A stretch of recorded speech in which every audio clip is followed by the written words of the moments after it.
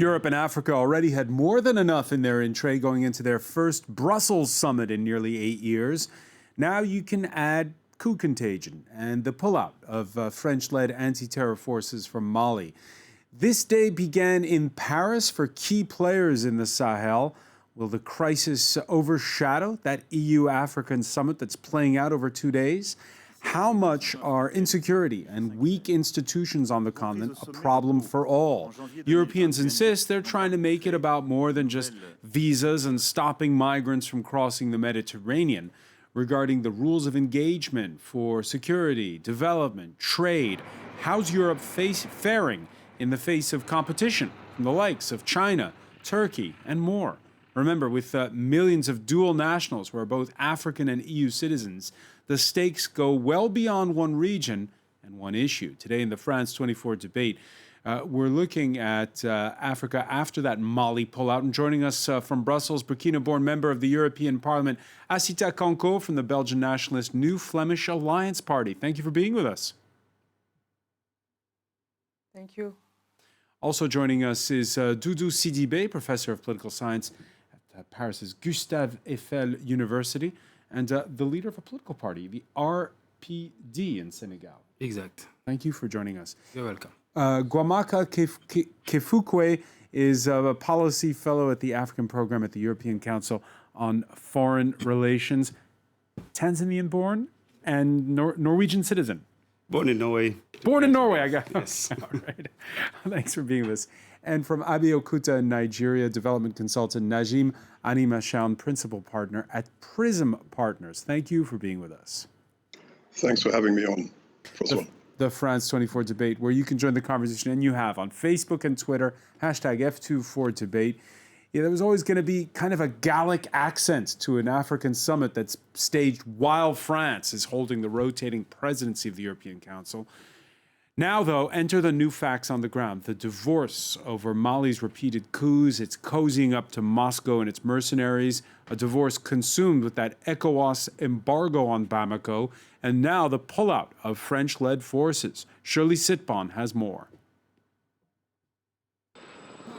France and its allies are giving themselves 6 months to leave Mali and redeploy some troops in neighboring countries.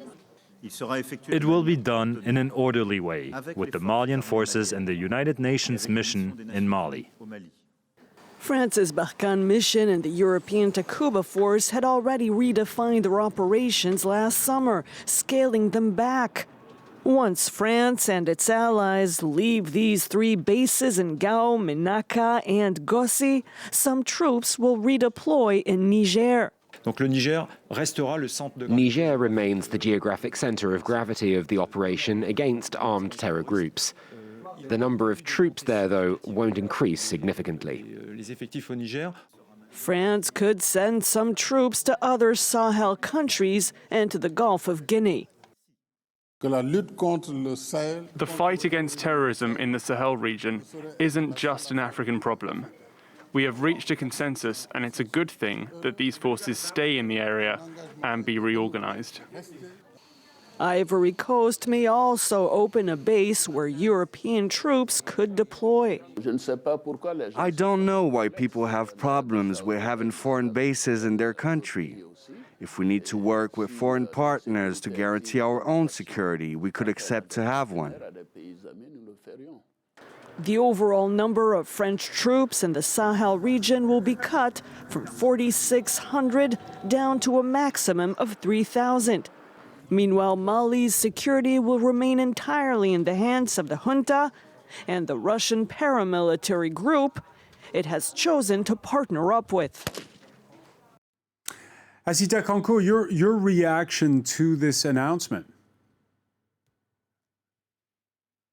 Well, I think it feels like it's a debacle and France is running away. It's showing that what has been tried there, like putting the mindset of aid into security cooperation, did not work.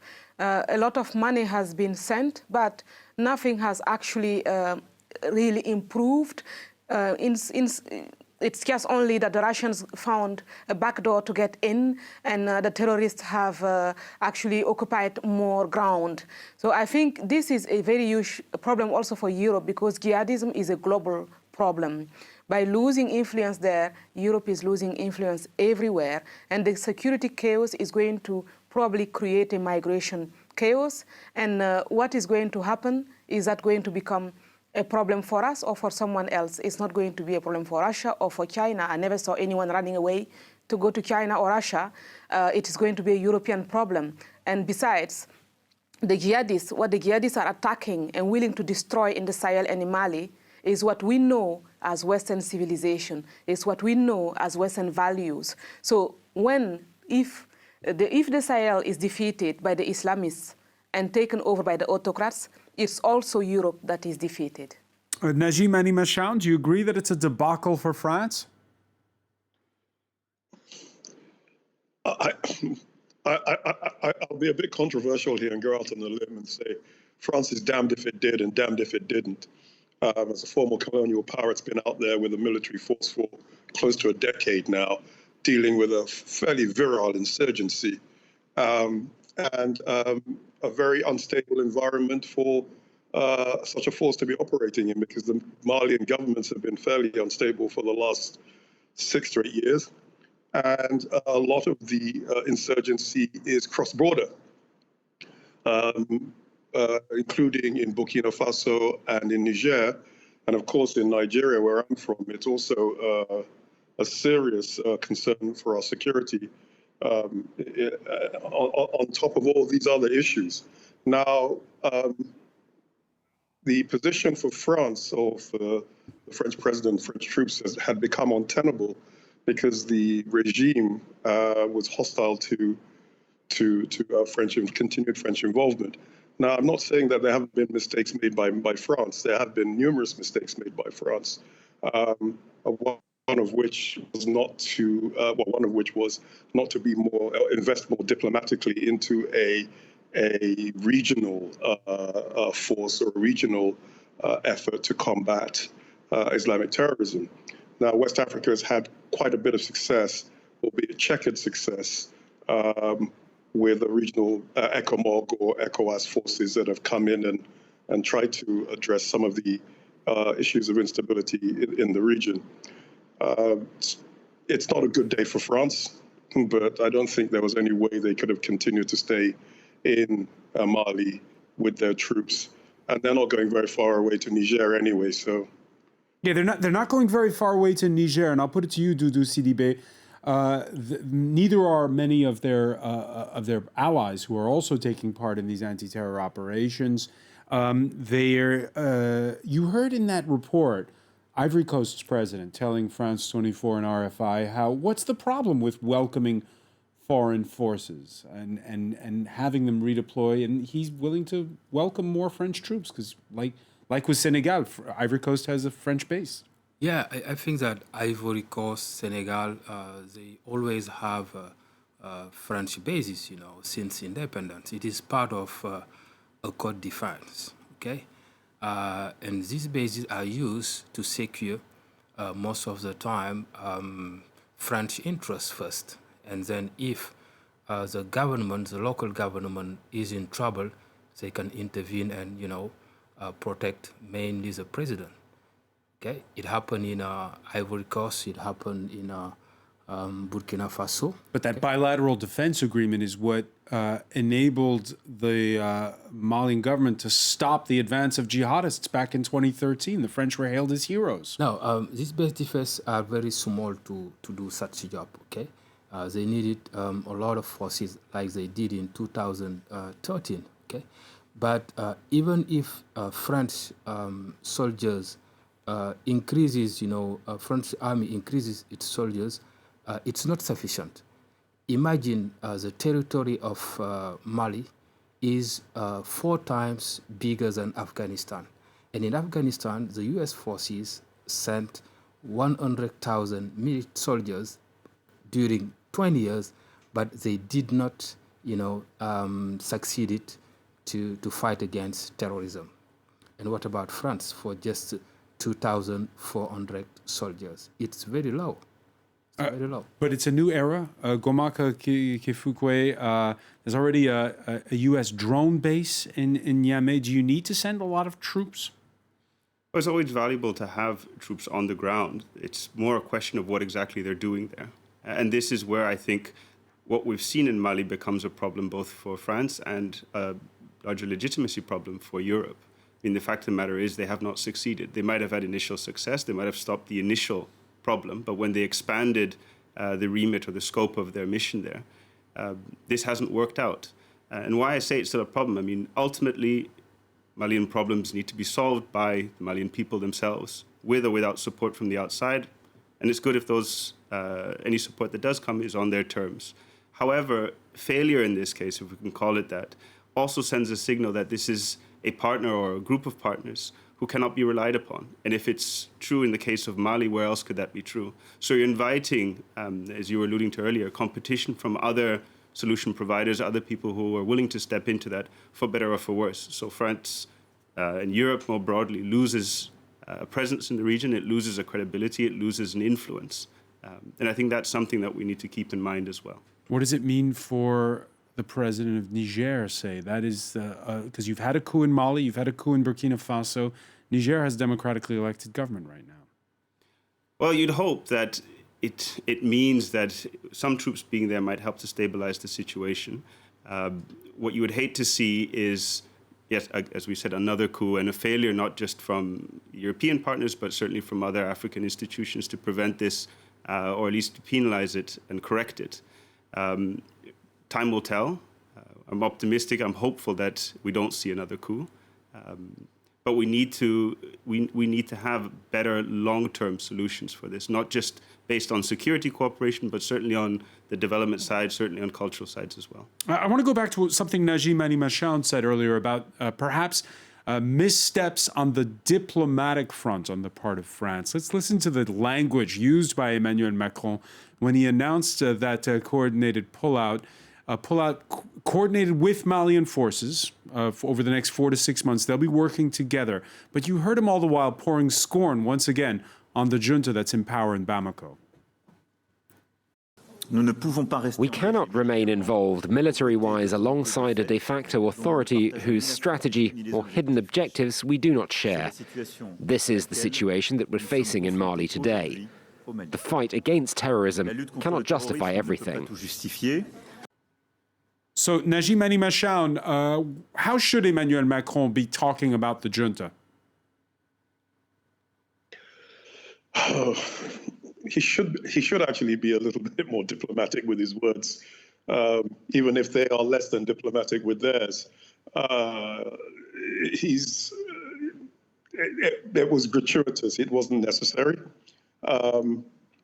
It perpetuates the image of France as an arrogant colonial power, especially after the debacle that Emmanuel Macron himself caused when the French soldiers died, and he demanded that the Francophonie leaders come to Paris, and the backlash that caused. So I don't think these are very judicious words that the French president used, even if there were slights from the junta. But to be fair, and I don't say this facetiously, that's the president that France has. I noticed his response to Boris Johnson was equally pithy and very much in character. But it won't endear him to many people in Africa who are a little bit sensitive to this. And the people that I know in Mali are very angry with France because, as far as they're concerned, they weren't protecting the Malians; they were just protecting French interests. But as I said, France is damned if it did and damned if it didn't. If they were protecting the Malians, they could be considered an occupying force.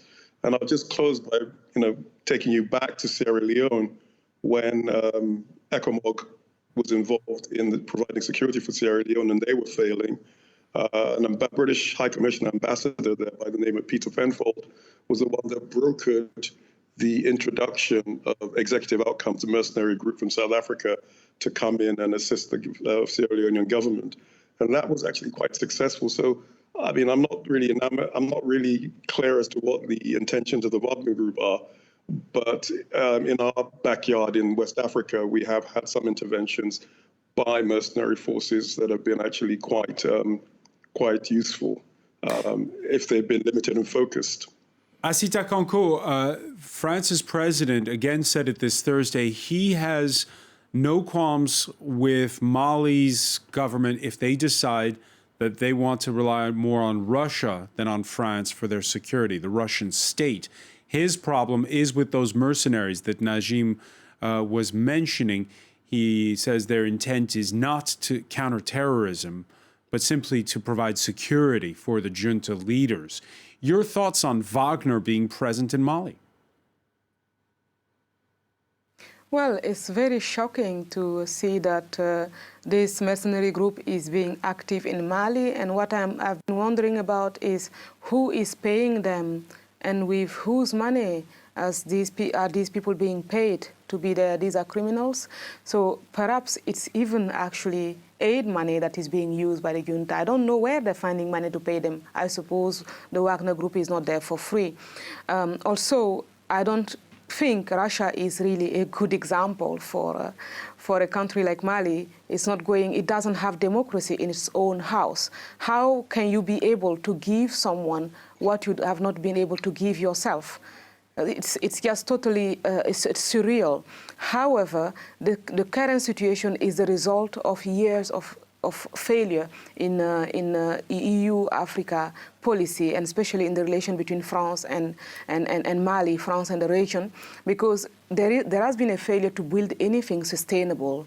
So we have been doing only tactics and never really having a strategy or a holistic approach. So right now, Russia comes and France is basically, I would say France is just running away. France is maybe using this situation as a pretext. I agree that, whatever France did, they would be criticized, but I'm looking at the security situation and wondering what has been improved. If I don't see anything, even became worse. So what is the point, and why do we continue as Europe to make the same mistakes? Well, let me ask you, Asita. Let me ask you on this, Asita.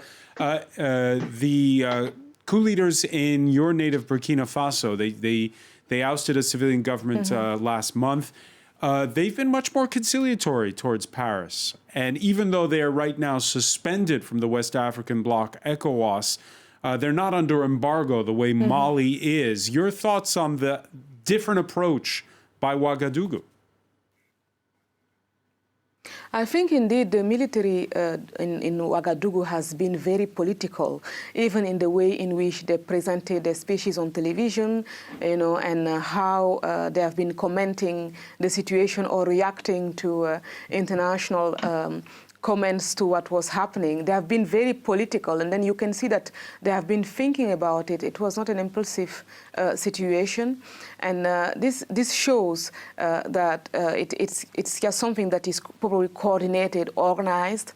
However, when we look at the history and the background of the people who perpetrated the coup in Burkina Faso, some of them have studied in Paris. Maybe they have much more closer ties with French culture. Maybe they also realize that they will be a little bit more safer, and if they don't behave like the ones in Mali.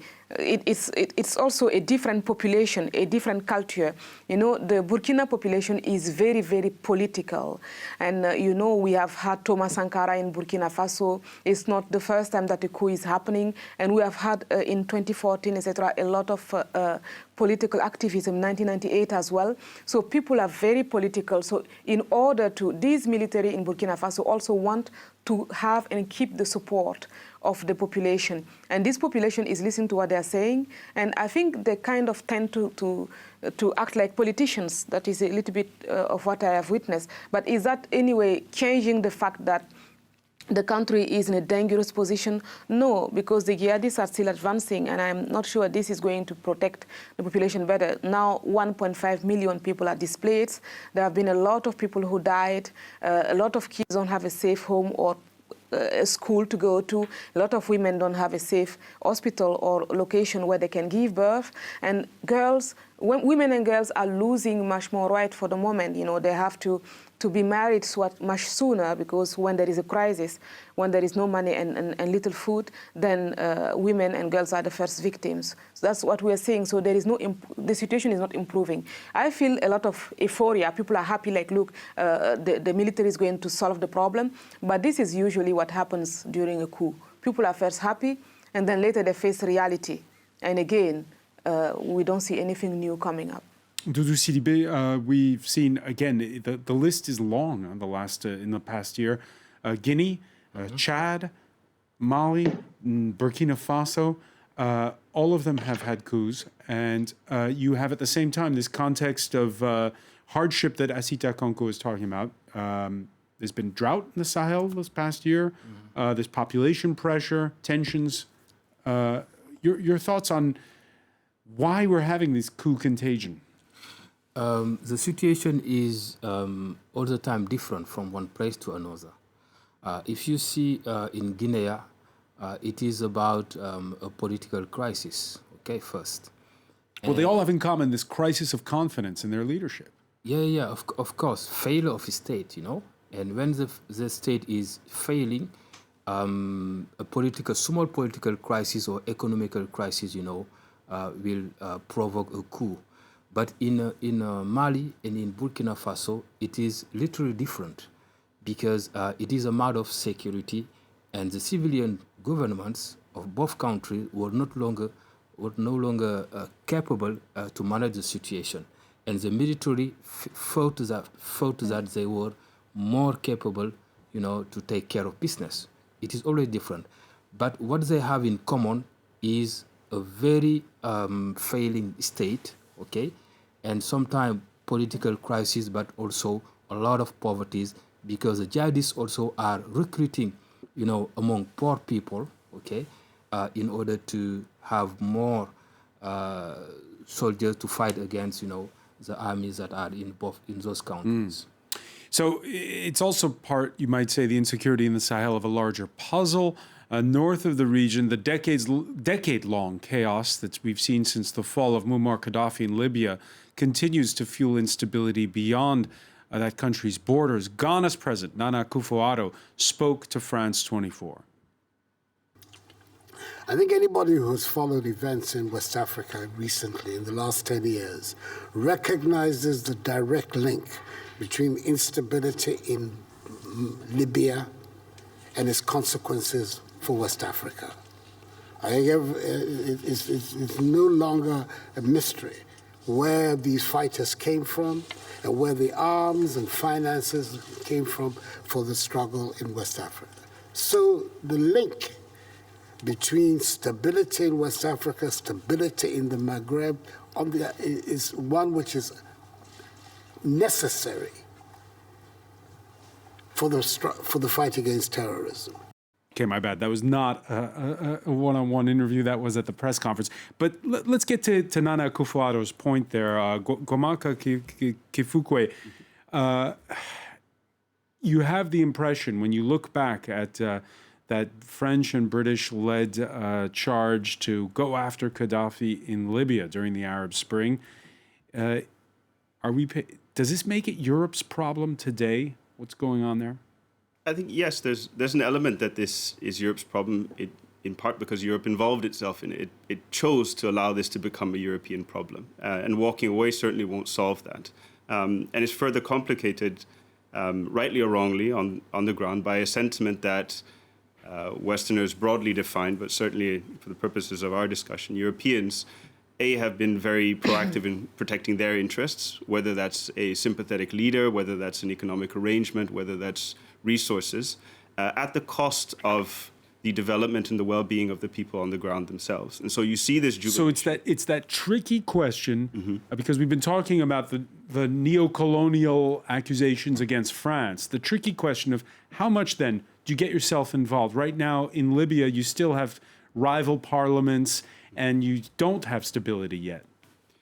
Well, the neo-colonial question is a very complicated one. Do you get involved or not? That's the I think if you're involved and it's on legitimate grounds, you've been invited in for a mission and a purpose, I don't think there's any reason not to. I mean, state stability and regional stability is in the world's interest and certainly in Europe's interests and, of course, in Greater Africa's interests. You can't avoid the fact that there is a colonial link. There will always be a segment of the population of the narrative that will raise this, particularly when things are going bad. Running away from that, I don't think, is the solution. What I think, and again, coming back to something that was said earlier, part of the problem has been this need or this kind of compulsion to show the model that must be adopted in order for things to work, rather than allow things to grow organically. So we heard earlier that these countries are not setting a good example if Europe is not there, having Russians in, whether it's Wagner or otherwise. Well, the question here is, well, why should they? You know, they're there to provide security and enable the population that is on the ground to solve their own problems. If they can be part of that solution, better. But that needs to be part of a well-thought-out strategy. You can't just jump in, guns blazing, and then hoping that that's enough to solve the problem and enough to set up a platform for all these solutions to come about. So, although I'm not in any way in favor of bringing in mercenaries, if they have a very limited and a very focused mission, that might actually be a good thing. And then you can concentrate on a broader, longer-term, more developmental initiative elsewhere. Najim Menimeshan, you agree? Yes, actually, in large part I do. I'm actually probably the only one of your guests that actually lives in the region, and I live under the constant threat of insecurity in my own country, Nigeria. We had mercenaries in the northeast in 2015 fighting Boko Haram, and the fastest and the most comprehensive success we had against Boko Haram was when those mercenaries were there. I am not an advocate for mercenaries. I think, you know, they're a double-edged sword. They're as bad as they are good. Mm-hmm. But in most West African countries where there is a lot of instability, regime security usually equates with state security, which is why I think the President Macron was ill-advised to make those statements. I think at this point in Mali, the population are just sick to death of living in a constant state of insecurity where people are getting slaughtered on almost a daily basis, and the French soldiers are in their base with all their weapons and their equipment. But I also understand, having worked and lived in a conflict zone, the limited ability for you, who is a development worker or a military that is there, to intervene in the local issues. So it's hard. As I said, France is damned if they did and damned if they didn't. They should have spent more time and effort working with other regional countries in ECOWAS to try and actually get them to step up with the security mandate that they needed to do to help those states that are having those problems. And Mali does have those problems. 5,000 troops cannot secure a country the size of Mali. I was in Afghanistan for several years. We had 130,000 troops on there, and they could secure the country. Although I have to say that that's a much more difficult country to secure because of the mountain ranges and the difficult fighting terrain that you have.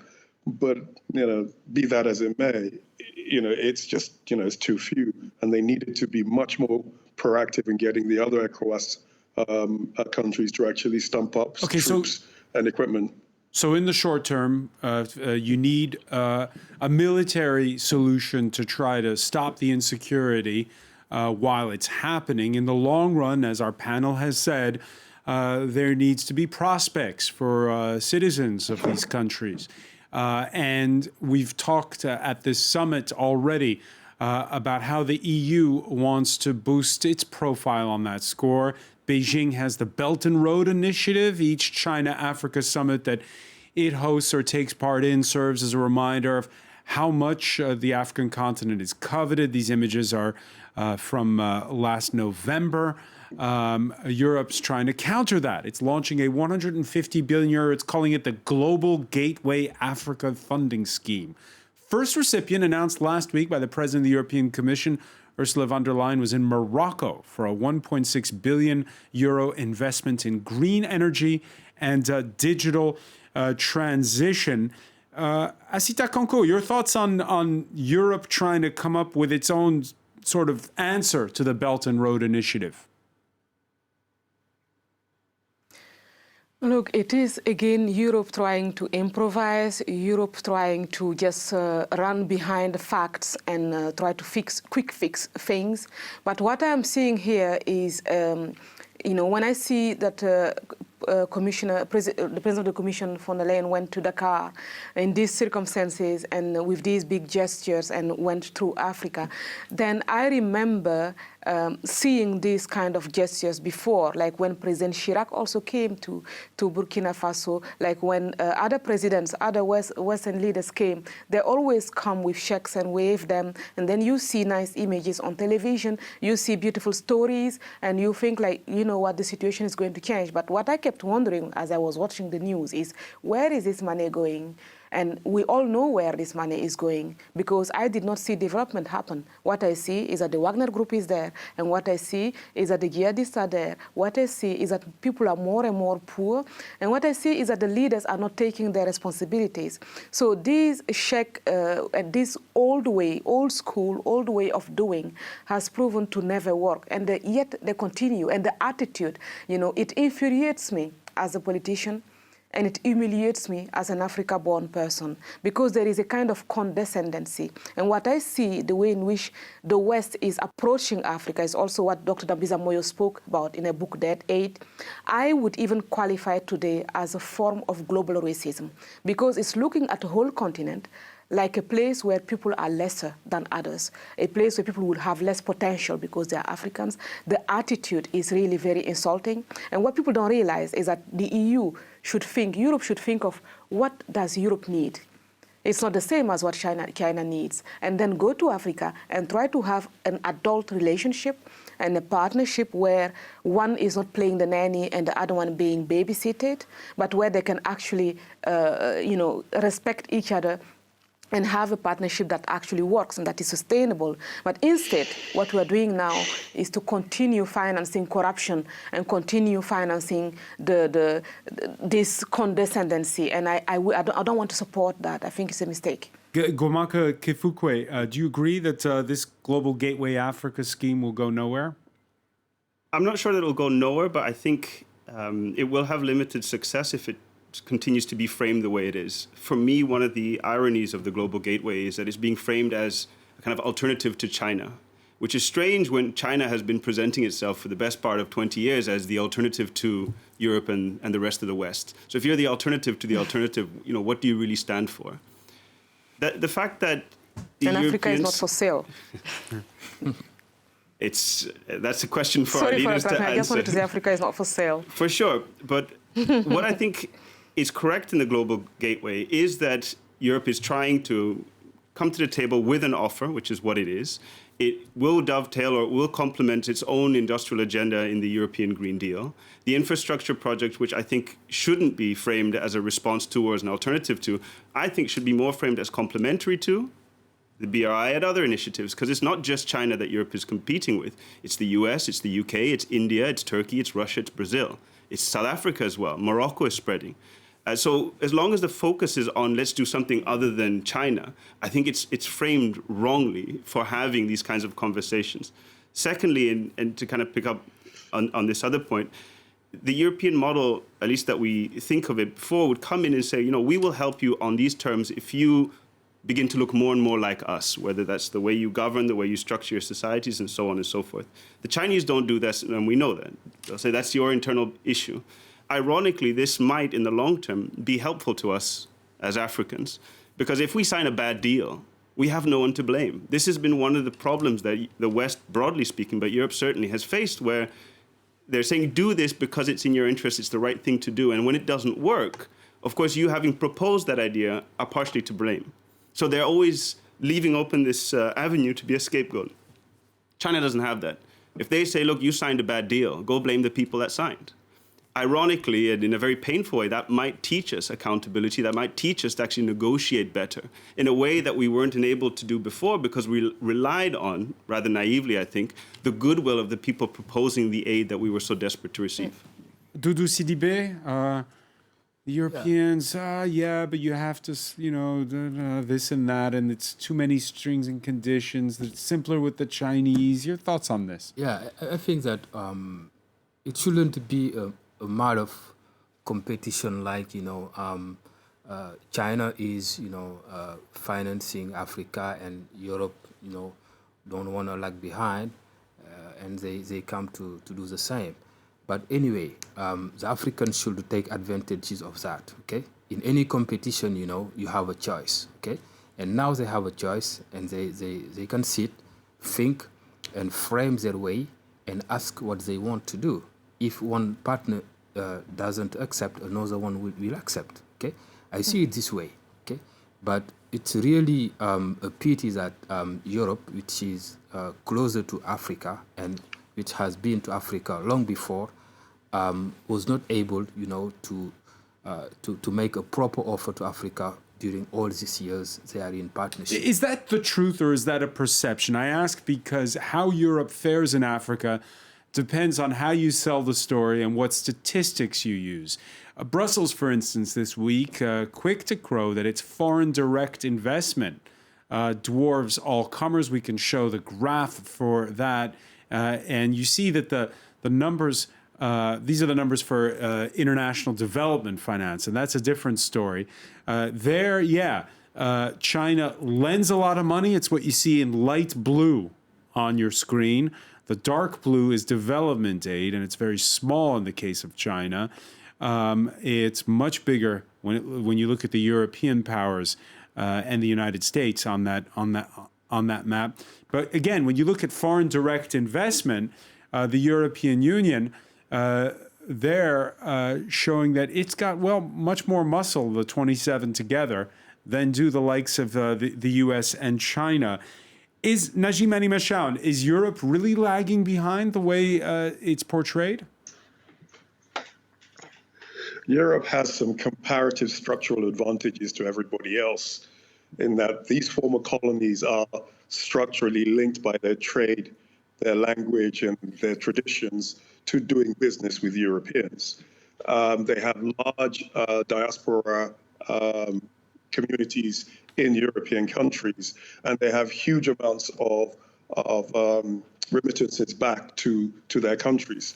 Nigeria gets more money in remittances from Nigerians abroad than we make from oil, even though the government gets 80% of its revenues from oil.